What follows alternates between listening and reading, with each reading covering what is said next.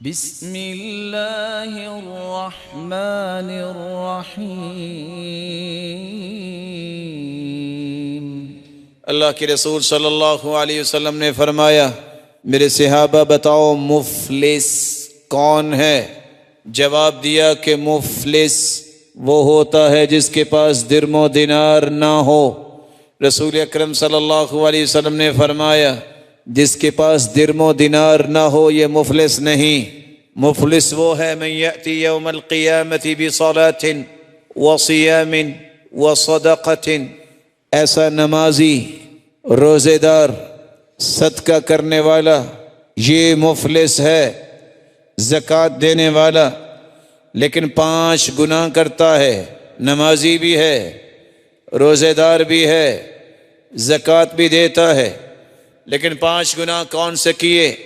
وَيَأْتِي قَدْ شَتَمَ هَذَا، کسی کو گالی دی ہوگی، او ضرب هذا، کسی کو مارا ہوگا، او سفک دم هذا، کسی کا خون بہایا ہوگا، او اکل مال هذا، کسی کا مال کھایا ہوگا۔ رسول اللہ صلی اللہ علیہ وسلم نے فرمایا، وَقَذَفَ هَذَا، کسی پہ الزام اور بہتان لگایا ہوگا، گالی دینا، کسی کو مارنا، قتل کرنا، اس کا مال کھانا اور الزام لگانا۔ قیامت کو لائنیں لگی ہوں گی جن جن کے ساتھ یہ زیادتیاں ہوں گی۔ بدلہ کیسے دے گا؟ اس کی نیکیاں ان لوگوں میں تقسیم کی جائیں گی، تقسیم ہوتے ہوتے نیکیاں ختم ہو جائیں گی۔ اب کیا ہوگا؟ حقوق لینے والوں کی برائیاں اس کے سر پہ رکھی جائیں گی۔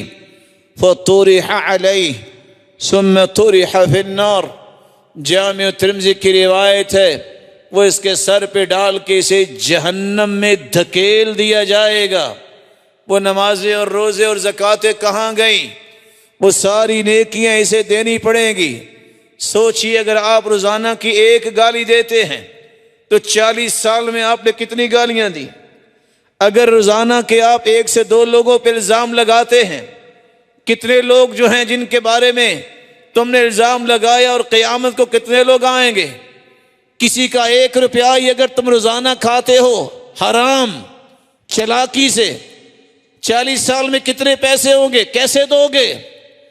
آج وقت ہے، کسی کے قتل میں شریک ہو گئے، کسی کے الزام میں، بدلہ کیسے دو گے؟ ساری زندگی کے اعمال ضائع ہو جائیں گے۔